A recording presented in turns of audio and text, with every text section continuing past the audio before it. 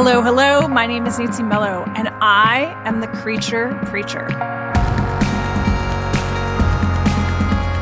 I'm an animal communicator, which means people come to me because they're looking for a lost pet, they want to resolve an issue with their current animal, if they have some emotional loose ends with an animal that's passed, or maybe an animal in their life is causing strife with a significant other or their child, or they just want to have a better understanding of animals as a whole. Here's how I work. All I need is a photo of the animal's eyes. You know how they say eyes are the window to the soul? Well, that's exactly how I work. I receive information directly from their eyes. That's how I hear them.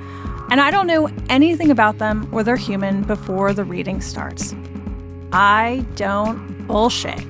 Period. End stop. I tell you what I hear, but hopefully in a loving and comforting way. I got into this work because I was at a low point in my life, and I realized that if I could help one person or one pet, then I had done my job, then I had served my purpose, and that's why I want to talk to you. On the show, I'm going to talk to people just like you, pet owners, animal lovers, and anyone trying to get in their animal's mind or curious about animals as a whole. And I'm going to tell you what your animal has been trying to say.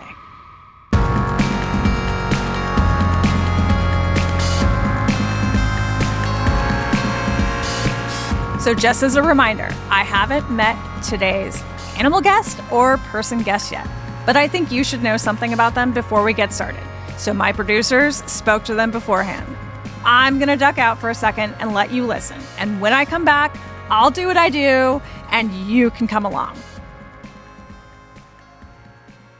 I'm Margaret Cho. I'm a comedian and I have one dog. This is Lucia, Katerina. And then I have 3 cats. Well, I have to cut about 72 nails a week. Everybody hates it. So it's like I have to have like nail clippers on every surface so that they, where they would lay down on. So I can grab 1 or 2 while people are sleeping. And teeth. Teeth brushing is really that because none of them like it. So I can usually get like 1 tooth here and there. Every time I've had somebody live here, a partner or whatever, it's always been incredibly unhappy. And so I realized, actually, it's not natural for me to live with another human being, but I've infused my home with so much life, and it really enriches me. Makes me feel so alive as the custodian of all of these companion animals, this dog and these cats. I have one cat. He's the only boy of the house. His name is Uju. He is very shy. So whenever anybody comes over, he disappears. And I've tried to build his confidence up. He's very mysterious. Like it's hard to sort of figure out what he needs. I would love to have him feel like more a part of the family. He is a beautiful boy, and I really want to celebrate him, and I want to find out how best I can serve his needs. My first dog, his name was Rafe, like Ray Fiennes. Well, he had a very long snout, so he's a very dignified gentleman. He had a white ruff. He was black, and he had sort of like caramel touches to his fur, but he was very silky and soft. So he was a very plush dog, very beautiful guy. And he was my very first dog in adult life, and I really treasured our relationship. And he was with me, in the 90s, and I had a lot of trouble with addiction and depression, and he was really right there with me. And so I always wondered what his because he was always just so there, like ready to help me with anything, and really my best boy through all of it. And I always wondered, like, what was his experience, his life with me. And he's the guiding light of all of this and on my relationships with animals. He helped me so much and helped me understand like just how fulfilling a life can be with your animal. Like it's not just a pet. It's a whole life relationship. It's a whole, and even after death, even after the loss of them, like you're still so connected. So Rainbow Bridge is totally real.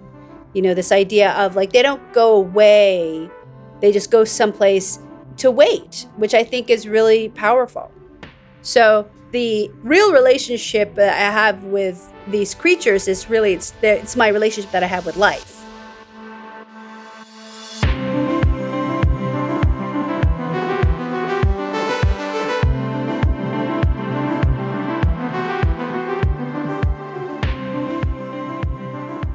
Hello. My name is Nancy Mello, and who am I speaking to today? Hi, it's Margaret Cho.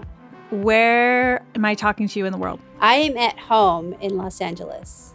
So I have a very important question. Do you say hella? Yes, I have gotten out of the habit of it, but yeah, I have definitely said it. I've definitely written it. Yeah. Okay.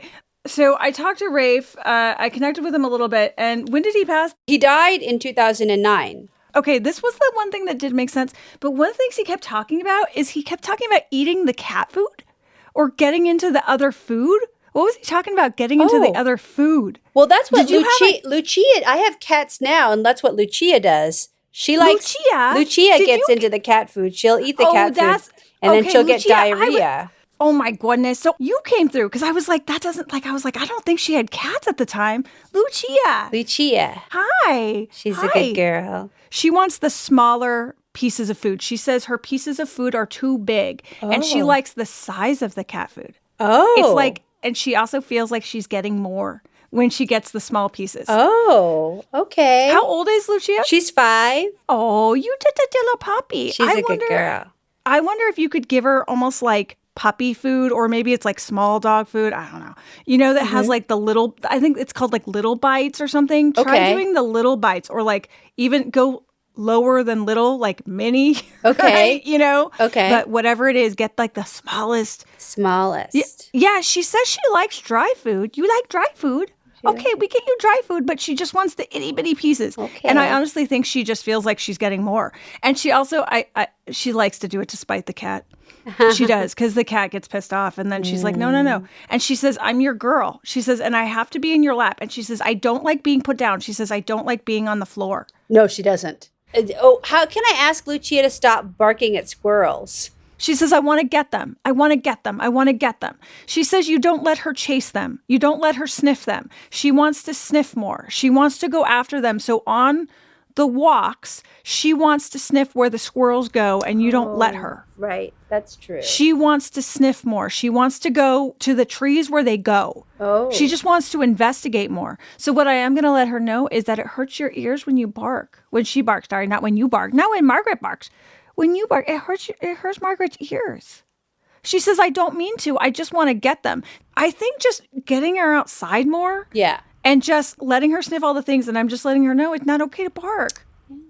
And I'm just saying that you will let her know if you need help. But honey, you were talking over Rafe. You are clearly the star of the show. And I know the kitties bug you. She gets mad.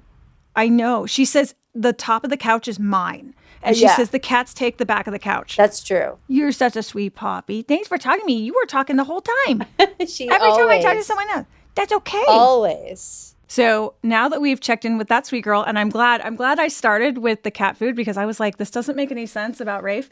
Okay. He said he wanted to take care of you, and he said you pushed me away. I see this hand pushing. And he said he would try and come over to you, and he would kind of nudge you on the bed, or he would nudge you with your hand, like, come, pet me. Yes, pet me. he did that all the time, yes. And just like everyone else, you were busy, you were distracted, and you wouldn't pay attention to him. And so he'd do it more. Yeah. And I just see him putting his head at maybe the bottom of the bed or the side of the bed or the side of a couch, and he would just give you that look. And he was just, I'm here. Yes. I'm here. Yes. And he just says, I tried to help. But he said he was confused when you were upset, that he didn't understand when you would get upset because he would kind of follow you around. And he just says, I didn't understand. I was just like really, kind of fumbling around, and I didn't really have any direction in my life. And I was very depressed and kind of falling in and out of depression. And then I found him at an animal shelter, and he was really beat up. And, he was like the physical representation of how I felt inside. So it was like this perfect match. And he and I were both sort of beat up people. And I brought him home and I nursed him back to health, and he got healthier and stronger and kind of bad, being kind of bad. and like, we really grew in strength together. So I really look at him as such a savior. He's somebody that helped me come out of that in a lot of ways. He said, all I wanted to do was help. He said, I was your protector. And he said he would start whining. Like you would close the door and he would whine at the door. Yes. Like, yeah. let yeah. me He in. really, he would whine, and then he would bite the door and like salivate. If I ever put him in a room for any reason, which I almost never did, like, because he just would scream and cry. It was just terrible. He could not stand it. Because he really felt like he was your emotional support dog. He really felt like he was your protector. Yes. And I don't think it was, like you said, it wasn't all the time and it wasn't punishment. But again, animals are black and white. So he got confused when you would push him away. He would get confused when you wouldn't allow him in, because all he wanted to do was be next to you. Yeah. And I don't feel like he's upset with you by any means. I just, when he was alive, he would get confused. Yes. But boy, did he have a tail wag. He would just wag his wag, wag, wag, wag, wag. And when you were happy, he was happy. Yeah. Did you call him something like Big Boy or Biggie Small or something like that? I just heard a nickname like with a B. Biggie Small. Maybe just boy. It was always boy. Okay, boy. so it's probably Rafe going, he said, I was the boy. Okay, so that would he's make a sense. boy. Big boy. I was the boy. He said, I was the boy. And he was very, very proud. But what questions did you have for him? I never got to properly say goodbye. When he died, it was a kind of complications to the surgery. He was having hip surgery, and I was not in LA. I was away. And so his dad at the time, my husband at the time, took him to the vet, and, he ended up dying in the hospital. And so it was it was like a really awful thing, because I never got to say goodbye. And, I felt like it was just so abrupt and awful, the way. And then I fell into a terrible depression when he died. It was like, it was just so traumatic. So I wanted to know, like, I don't know if he felt like I had abandoned him. That was the saddest part, because I just never had a sense of letting him know where he was going, what was happening, that we were just doing all these things just to make him feel better. And the vet had given us so much hope about it. So it was really horrible. So first thing I heard was there was nothing else you could do. And he was in a lot more pain, I think, than he let on. He had really been fighting to stay top dog, to stay right by your side. And what I hear when you said, "Oh, I wasn't there," he said, "I didn't want you to see me like that." He didn't want those memories. It was already traumatic enough. And he wanted you to remember him healthy and running and alive. And just like he's showing me, he wanted you to remember that. And he wasn't afraid at the vet. He wasn't afraid. He was pretty out of it for the most part. He was out of it. And it's almost, the feeling I get from him is almost resigned. He said he didn't like all the lights. But I think regarding you not being there, I don't feel like he was needing that connection before leaving. I feel like he was really happy with how you left it. Because he just says, you had given me a pet. You had given me a pet. You had said goodbye. And he was happy with that. He didn't want you to see him in that state. Did you call him? Were you on speakerphone or something about, he said, because I heard your voice. I know that I visited him at the hospital. And it was really awful, because he was in a really bad state, and he was it was almost like he didn't recognize me. And it was like so painful. And, you could tell he was in pain, and it was just so difficult. Like, I felt so bad leaving him there, but, they were taking care of him. And I just, was just so distraught over the whole thing. Well, it makes sense then why he was saying he heard you. Mm-hmm. So he was aware. But again, and he says, no one's fault. No one's fault. Yeah. What else were you curious about with Sweet Rafe? I just wanted to know, like, what he loved about our life together and how he found me and him. We just had such a good time and we had a really special bond. And he's just like the most close I've ever been to any creature, human or animal. Like I just wanted to see if it was mutual. He said he didn't like the stairs. He absolutely did not like the stairs. The stairs, there's a lot of stairs. Well, that's the thing is when we decided to just move on to one level of this house because we didn't want him to go up and down the stairs because it was too much for him. It was, I agree. It was too hard. And he didn't like being carried either. So no, it was very because hard. Again, he's very this. And he keeps talking about a bandana, a blue bandana. Yes, he did wear a bandana and it was very stylish, but he didn't wear it all the time, but he would. But he was so proud when he would wear it. Look at me in the he bandana. Looked so good. He liked, and you would play with him a little bit as far as dressing him up and stuff, and he liked it. He got a kick out of it. Like I see you putting some sunglasses on him, and like I even see like a boa at one point. Like I just like you a beret. let it, like there was a beret and like a reindeer ears and things like that. Yeah, and he just did it. But he loved it. It was those impromptu moments. Mm-hmm. He said, I loved the music. I loved the music you played. Mm-hmm.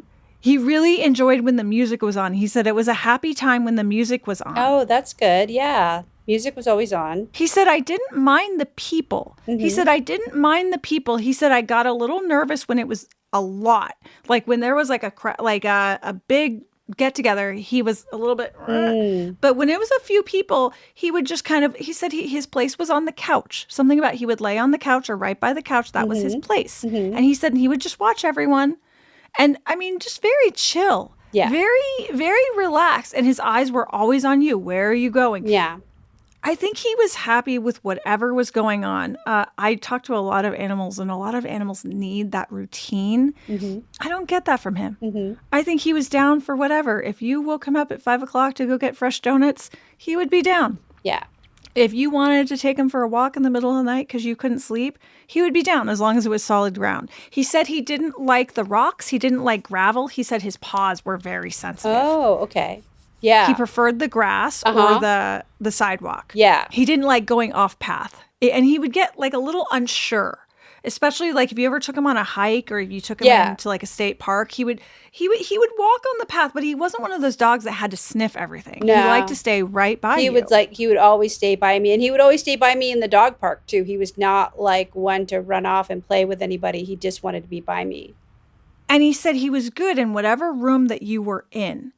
Like and if he woke up and you weren't there, he wouldn't freak out. He wasn't an anxious dog. This was he very much modeled you. And as long as you were okay, he was okay. I think when you would start to get upset, he would just kind of go, okay, what do we do? What do we do? And then he would really kind of get close to you and try and help you. Yeah.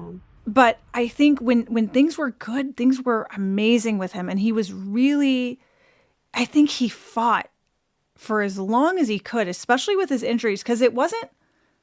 In addition to his surgeries, did he ever injure his front left leg at all? Like a sprain? Yeah, there was like there was something, but and then it was like wrapped up, and then the first time it got wrapped up too tight, so then it was swelling. So it was really awful situation. We're just like trying to help him, but then it just got swollen up.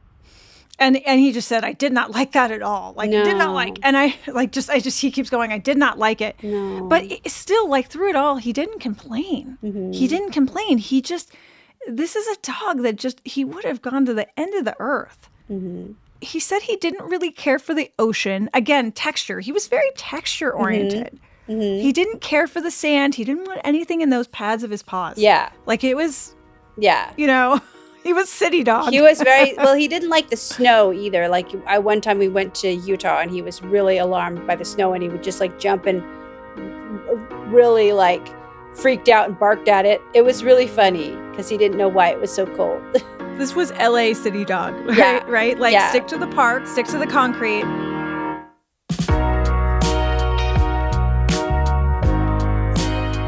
More with Margaret and her lovely animals after the break.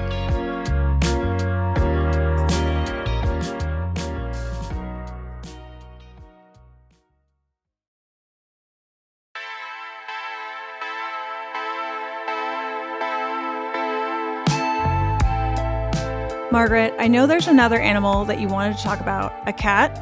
What's his name? Uju is the only boy, and Uju is the one that I sent the picture of. He's the one who has a little bit of trouble fitting in. He's the shy boy. He's the only boy, and he is always scared when anybody new comes over, anybody comes over, he hides. And he is the most reluctant to playing. So he just wants his time in the sun. Yeah. He just wants it. Uju wants his time in the sun. He wants his smells. If it were up to him, he would be happy just laying in his little corner. And he says, I have my corner. I have my corner. And I don't like to leave unless it's safe. He says the other girls are mean to me. They're mean to me. And he says he'll try and go under the table, under the dining table. Yeah, he goes under the table. He's very under the table. But he's very afraid when the door opens. Yes. And I just see him trying to sprint for the hallway. Sprint. Honey, no one's taking you. He says, I don't want anyone to take me. No, nobody's going to take him. Sweet boy. How long have you've had him since he was a kitten? Yeah, I've had him since he was kitten. But one of the things that happened is when I adopted him, I had him for 3 days, and then I had to go and do a movie. So then I was gone for about a month. He had a cat sitter and, people taking care of him, of course. But I wasn't here. So that 1 month when he, would have been bonded to me, maybe feeling more secure, that I wasn't here. But when I came back, then I was here all the time. And so I don't know if that made it a little bit harder for him to adjust. How long ago was that? That was 3 years ago. I think you have a point, but I don't think that's it. I think just overall, he's just an introvert. He's just introverted. He very much, so he's the opposite of Rafe. He likes things the way he likes them. He wants to know what to expect. He likes his people. He likes his smells. He doesn't like a lot of noise. He doesn't like a lot of activity. He likes everything just so, and the littlest change can throw him off. I think the positive note when you adopted him and had to leave is he didn't know any different, right? So you adopted him, and then so I don't think that affected him as much. I think it's more just his personality is to observe. And I think if the other animals are quiet or even sleeping, I think that's when he comes alive. That's when he wants to come out. He's a little bit braver. I am going to let him know that he's a good boy and that you love him very much.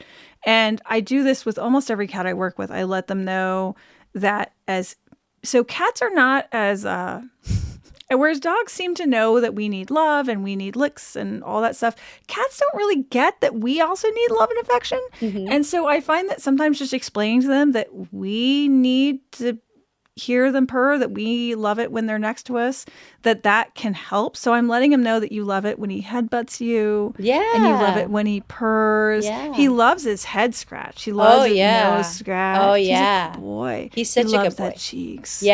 But I'm letting him know that you love it when he's right next to you. And I'm telling him that you will keep him safe. Okay, well, we can work on that. He says he wants his own food bowl. Oh, he has that. Is it far away from the other cats? Yeah, they're on separate tables. So, yeah, it's pretty far. Too close. Too close. Okay. Okay, sweet boy, we can move it. And he has his own water? He says own water. Own water. Well, they all have their own they share 3 fountains. So, there's 4 fountains. So they all have you have 4 fountains. He says he just wants a bowl of water. Okay, we can do that. Like a plastic glass, whatever, bowl, and he wants it next to his food. Okay. Okay, kitten. Okay, boy. And I'm just letting him know that you love him very, very much. Yes, I do. And he's safe. But you love it when he leans up against you. Mm-hmm. You love it when he purrs. No, he likes you very much. No, he is bonded with you. He just says, I don't like all the movement, and he doesn't like all the people coming in and out. Yeah, he really doesn't like it. He says he's an introvert. It's too much. It's almost sensory, like too. Yeah. And it's interesting. I wonder if he's a little bit more sensory sensitive, similar to how Rafe was sensitive about his paws and about textures. Yeah. I think he's sensitive about sounds. Yeah. I know, it's okay. He just says, I get scared. What bells? He says, I don't like the bells. Oh, maybe the doorbell? Or, yeah, that makes sense. Do you have like a ring? Yeah, I have a Ring doorbell, and then I also have my phone chimes. Oh, and sometimes. Yeah, he doesn't like the bells. That startles him. Oh, yeah. Yeah, he does. He'll like run away from the phone. Yeah, I think if your schedule, and I know it's crazy, but if your schedule is just work on, but just having more of a routine would help. But I know you do the best you can. Like, I know, there's not a lot you can do about that. I do try to have a routine. I wonder if it would help to maybe make more time just for him, where he's just the only cat around. Like if I close all the doors and like let him have private playtime. I agree with you. I think spending more time with him and then making it part of the routine. Mm-hmm. So if you have the separate bowl for him and you have the separate food, and then okay, we have 5 minutes, and then phone down, right? 5 minutes, phone down, and see if that could help. Yeah. Yeah. And it would be interesting to see if you bonded with Uju, if you were bonding with him and you just kind of surrendered into that. One thing that I find, and I found this personally, is when I lost my cat, and it was very much like that love, just that love, and I remember a few days after my cat Katniss jumped up right where Lucifer used to lay. And I remember hearing in my head, she needs this, you need this. And I remember knowing that Lucifer wanted me to embrace her. Mm. And it was so hard because I was grieving and it was crappy. Mm-hmm. But I remember just saying, okay, I need to love her without abandon. Mm. And she is my girl. She is my girl. But it took me consciously surrendering to that, because we all have those pets, and they're always exactly. And you think you're that pet? Do you think you're that puppy? Do you think you're that puppy? What do you think? Are you the replacement? I know. You're such a good puppy. I know. You help her. I know. She says, I take care of you too. She does. I know. You're mama's puppy. I know. But I think just embracing, just going, okay. Because I've never, for what it's worth, I've never talked to a pet that's passed that's been jealous of us loving another. Mm. Because that's how we can pay it forward. The love that we learned, the love that we grew to understand, now we can put it into our other pets. Well, I have such a deep love because they're my whole life. Like, I think otherwise, like, my life is very full with my work and my friends and everything.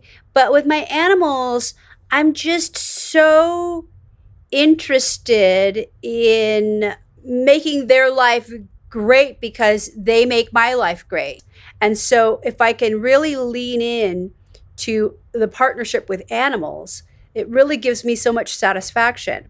And besides some of Uju's little bit of like personality things, ultimately they have the best life. And I really endeavor to make life really fantastic for them because I'm their whole life.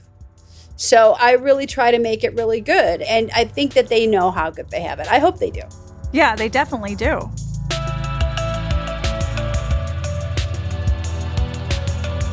Margaret, thank you so much for talking today. Thank you. Thank you.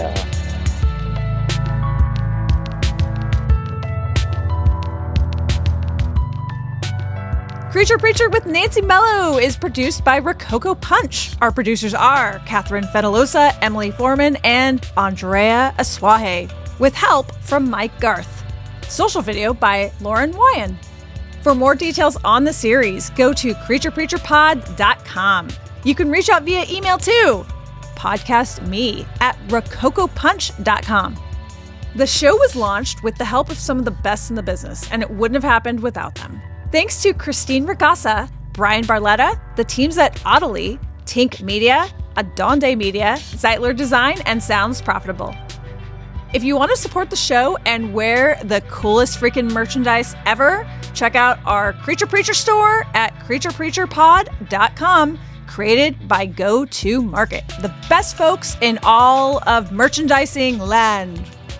If you want to see behind-the-scenes video and me dancing with some cats, you can follow me on Instagram at NancyMelloOfficial or on TikTok at nancy.mellow.